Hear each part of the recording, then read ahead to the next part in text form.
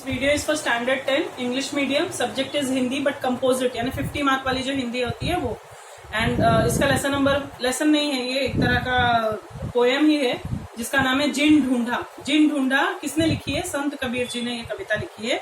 इसमें जो है संत कबीर जी कितने महान थे ये तो पता ही है. उन्होंने बहुत सारे दोहे लिखे हुए हैं और इनमें उन्होंने गुरु के महत्व को, गुरु और शिष्य के बीच के संबंध को, सदव्यवहार यानी अच्छा बिहेवियर, उसके साथ परोपकार यानी दूसरों की हेल्प करना, सहानुभूति, दूसरों से सिंपैथी रखना, तो इन सारे जो फीलिंग्स है उसको यहाँ पे व्यक्त किया इन विचारों को. और उसके अलावा जीव, आत्मा, परमात्मा के बारे में भी उन्होंने बताया है और चिंतन को भी, मतलब थोड़ा फिलोसॉफिकल भी है कि हमको इंसानों को और उसके साथ में जो लोग हैं उनका आपस में किस तरह का, आत्मा का और परमात्मा का किस तरह से संयोग है, वो सारी चीजें भी बताई हैं. इसका आपको जो इसका भावार्थ है वो आपको टेक्स्ट बुक में ही मिल जाएगा. लास्ट के पेजेस में अगर आप जाएंगे तो उसमें आपको टेक्स्ट बुक में लास्ट के पेजेस में भावार्थ दिया हुआ है. ठीक है, तो हम लोग पहले ये शुरू करते हैं भावार्थ को. ठीक है, तो इसमें है बड़ा हुआ तो क्या हुआ जैसे पेड़ खजूर, पंछी को छाया नहीं फल लागे अति दूर. यानी यहाँ हमें ये बताया है कि केवल बड़ा होना, यानी कोई चीज अगर बड़ी है तो इसीलिए वो अच्छी है, ये चीज जरूरी नहीं है. कोई चीज चाहे कितना ही बड़ा क्यों ना हो, केवल शरीर होना ही पर्याप्त नहीं है. खजूर का पेड़ जिसे हम कहते हैं कि वो बहुत ही बड़ा होता है, खजूर का पेड़ बहुत ही ऊंचा होता है, लेकिन वो राहगीरों को छाया नहीं देता. पंथी यानी पंथ पर चलने वाले, रास्ते पर चलने वाले जो लोग होते हैं ना, उनको उसकी छाया का लाभ नहीं मिल पाता. ठीक है, पंछी को छाया नहीं फल लागे अति दूर. और फल जो है वो इतने दूर होते हैं क्योंकि वो इतना बड़ा होता है पेड़ की, उसके फल इतने दूर होते हैं कि ना ही कोई उसका स्वाद चख सकता है, ना ही उससे किसी को फायदा होता है. यानी बड़प्पन जो है, अच्छाई जो है इंसान के अंदर हुई, वो केवल आकार में बड़े होने से नहीं होती, बल्कि हम तब बड़े होंगे अगर हम दूसरों के काम आएंगे या दूसरों को हम परोपकार कर सकेंगे. शीश दिए तो शीश को ऐसा चाहिए, गुरु को सब कुछ दे, गुरु को ऐसा चाहिए, शीश से कुछ नहीं ले. शीश यानी यहाँ पे जो है वो शिष्य के बारे में बताया है. इसमें शिष्य और गुरु के बीच के संबंधों को समझाया गया है दूसरे दोहे में, कि गुरु और शिष्य की जो मनोवृत्ति होती है उसके बारे में हमें समझाया है कबीर जी ने. इसमें वो ऐसा कहना चाहते हैं कि शिष्य, असली शिष्य वो है, सही अर्थों में सार्थक शिष्य वो है जो अपने गुरु के लिए गुरु दक्षिणा में कुछ भी देने के लिए तैयार हो जाए. इसके लिए आपने कई सारे गुरु दक्षिणा के उदाहरण भी देखे होंगे. तो गुरु दक्षिणा के लिए कुछ भी देने को गुरु को अपने तैयार हो जाए, वो वास्तविक शिष्य है. और जो गुरु होता है वो गुरु ऐसा होना चाहिए जिसकी इच्छा में, क्योंकि उसने गुरु ने हमें ज्ञान दिया है तो उसके बदले में गुरु अपने शिष्य से कुछ ना ले, ऐसा शिष्य को, ऐसा गुरु को होना चाहिए. यानी गुरु का महत्व और शिष्य का महत्व दोनों को बताया गया है. अगला जो तीसरा दोहा है उसमें कबीर जी कह रहे हैं, कबीरा संगत साधु की ज्यों गंधी की बास, जो कुछ गंधी दे नहीं तो भी बास सुबास. मतलब कबीर जो है यहाँ पे ये बताना चाह रहे हैं इसमें कि सज्जन व्यक्ति जो होते हैं, अच्छे लोग जो होते हैं, उनकी संगति, मतलब जैसा हम सीखते हैं कि हम अच्छे लोगों के साथ रहेंगे तो हमारे अंदर भी अच्छाइयां आएंगी, अगर हम बुरे लोगों के साथ रह रहे हैं तो जाहिर बात है कि हमारे अंदर भी उनकी बुराइयां जो है वो आ जाएंगी. तो संत कबीर जी ये कह रहे हैं कि अच्छे व्यक्ति की संगति इत्र बेचने वाले की सुगंध की तरह होती है. इत्र आपको पता, परफ्यूम, जो इत्र में कितनी खुशबू होती है, कितनी सुगंध होती है. तो इत्र बेचने वाला हमें कुछ दे या न दे, लेकिन उसके पास रहने से हमें सुगंध तो मिलती ही है. यानी अगर हम अच्छे इंसान के पास रह रहे हैं तो इसका मतलब ये है कि हमें अच्छाइयां मिलेंगी ही मिलेंगी. ठीक है, अगर हमें उससे कोई बहुत बड़ा लाभ नहीं हो रहा है अच्छे इंसान की संगति से, साधु की संगति से, साधु को यानी अच्छे इंसान के बारे में कहा गया है, तो हमें उसका कोई नुकसान नहीं होगा, बल्कि हमें कुछ ना कुछ अच्छी बात ही सीखने को मिलेगी. चौथा जो दोहा है, दुर्बल को न सताइए जाकी मोटी हाय.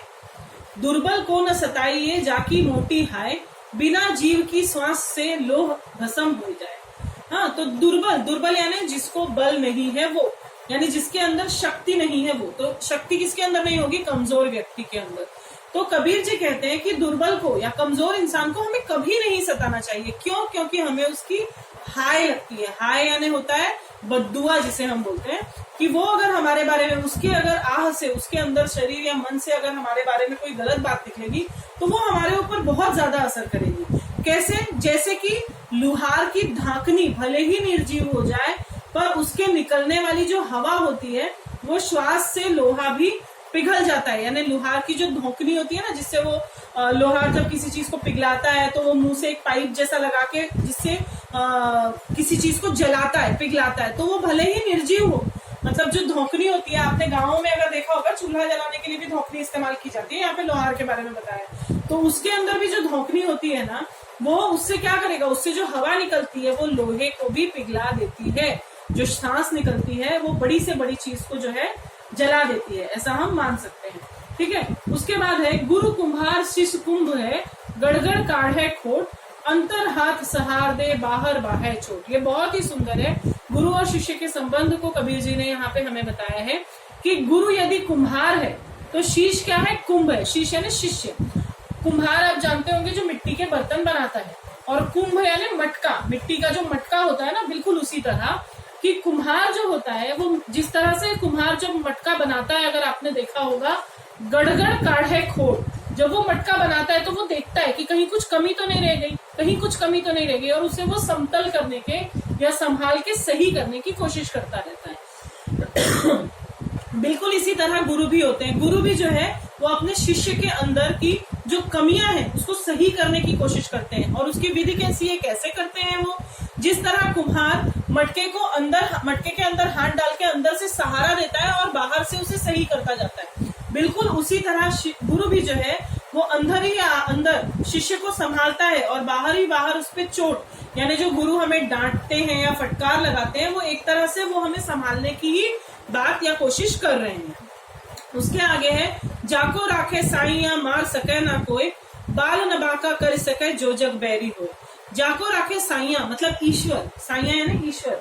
ईश्वर जो है जब वो हमारी रक्षा कर रहा है तो हमें कोई नहीं मार सकता। यानी अगर हम ईश्वर के सानिध्य में हैं, उसके चरणों में हैं, तो हमारे साथ कभी कुछ गलत नहीं हो सकता। बाल न बांका कर सके, बाल बांका करना एक तरह का मुहावरा ही समझ लीजिए कि वो हमारे शरीर के अंदर निर्जीव से बाल है ना, उनको भी वो कोई नुकसान नहीं पहुंचा सकता। कोई भी जो हमारा शत्रु होगा वो हमारे खिलाफ कुछ भी नहीं कर सकता यदि हम गुरु के सानिध्य में हैं। ठीक है, तो बाल न बांका कर सके जो जग बैरी हो, बैरी यानी दुश्मन। तो पूरी दुनिया भले ही हमारी दुश्मन हो जाए, लेकिन वो हमारा कुछ नहीं बिगाड़ सकती अगर हम अपने गुरु के सानिध्य में या ईश्वर के सानिध्य में हैं। नैनो अंतर आऊं तू, नैन झांपी तो ही ले, ना मैं देखो और को ना तो ही देखन दे। ये बहुत ही अच्छा है। यहाँ पे हमें कह रहे हैं कि हे प्रभु तू मेरी आंखों में आकर समा जा। ये ईश्वर को है, ईश्वर को डिनोट कर रहे हैं और कह रहे हैं हे प्रभु तू मेरी आंखों में आकर समा जा, और मैं क्या कर लूं, आंखों को बंद कर लूं। जब ईश्वर मेरी आंखों में आ जाएगा और मैं आंखों को बंद कर लूंगी, जब मेरी आंखें बंद होंगी तो मैं किसी और को देख ही नहीं सकूंगी। जो मेरे आंखों के अंदर ईश्वर है मैं उन्हीं को देखूंगी, और जब ईश्वर मेरी आंखों के अंदर बंद हो जाएंगे तो ईश्वर भी बाहर की दुनिया को नहीं देख सकेंगे और वो भी सिर्फ मुझे ही देखेंगे। यानी बहुत ही सुंदरता से इसमें ईश्वर और भक्त के बारे में बताया गया है कि न मैं किसी और को देखूं न तू किसी और को देखना, यानी न ईश्वर को किसी और को देखने की इच्छा हो और न ही मनुष्य को किसी और को देखने की इच्छा हो। अगला है लाली मेरे लाल की जित देखो तित ताल, लाली देखन मैं चली मैं भी हो गई लाल। यानी यहाँ ईश्वर ये बता रहे हैं कि लाली यानी ईश्वर की जो महिमा है, तो भगवान की जो महिमा है वो यदि मुझे हर जगह दिखाई देती है तो उस महिमा को देखने में मैं इतना विलीन हो गया हूँ, मतलब मैं इतना ज्यादा उसके अंदर मिल गया हूँ। ईश्वर और मेरे अंदर के अंतर को इतना ज्यादा हमने खत्म कर दिया है कि मैं भले कुछ भी देखने जाऊं पर मुझे कौन दिखाई देता है, मुझे केवल ईश्वर ही दिखाई देते हैं। उनके अंदर की ही महिमा मुझे नजर आती है। फिर अगले में कबीर जी कह रहे हैं कस्तूरी कुंडल बसे मृग ढूंढे बन नाही, ऐसे घट में पीव है दुनिया जाने नाही। कस्तूरी कुंडल बसे, अगर आपने सुना होगा तो मृग यानी क्या होता है, हिरण। तो हिरण की नाभि के अंदर ही कस्तूरी नाम की चीज होती है जिसकी बहुत ही अच्छी सुगंध होती है। और हिरण जो है वो पूरी दुनिया में भाग भाग के ये देखता रहता है कि आखिर वो खुशबू आ कहाँ से रही है। उसी खुशबू को ढूंढने के लिए वो सब जगह दौड़ता है, लेकिन अपनी खुद की नाभि में ही उसके अंदर वो कस्तूरी बसी होती है, इसका ज्ञान उसे नहीं होता। और उसी तरह हमारे अंदर भी ईश्वर बसे हैं, लेकिन हम ईश्वर को ढूंढने के लिए पूरी दुनिया में जो है भ्रमण कर रहे हैं और हम सब जगह ईश्वर को ढूंढ रहे हैं, परंतु ईश्वर कहाँ है, हमारे भीतर ही बसे हुए हैं। बाद में कवि कह रहे हैं, यहाँ पे कबीर जी कह रहे हैं जिन ढूंढा तिन पाइया गहरे पानी पैठ, जो बौरा डूबन रहा किनारे बैठ। यानी यहाँ पे हमसे कबीर जी कह रहे हैं कि जिन ढूंढा तिन पाइया गहरे पानी बैठ। यानी गहरे पानी के अंदर अगर हम उतरेंगे तो ही हमें पानी के अंदर की चीजों के बारे में जानकारी होगी। यानी अगर हम कुछ बड़ा करने की, कुछ अचीवमेंट, कुछ एडवेंचर करने की अगर हम कोशिश ही नहीं करेंगे तो हमें उसके भीतर की चीजें मिलेंगी कैसे। यानी अनमोल रत्न अगर हमें पाना हो तो हमें पानी की गहराई में उतरना ही पड़ता है। यानी अगर हमें कुछ बड़ी चीज हासिल करनी हो तो उसके लिए हमें मेहनत तो करनी ही पड़ती है, कष्ट और मुसीबत तो उठानी ही पड़ती है। लेकिन जो बौरा डूबन डरा रहा किनारे बैठ, और जो डूबने से डर गया, यानी इंसान अगर पहले ही घबरा गया, उसने पहले ही अगर हाथ ऊपर कर दिए, हाथ खड़े कर दिए, तो उसे अपने जीवन में कुछ भी नहीं मिल पाएगा और वो केवल किनारे पर ही बैठा रह जाएगा।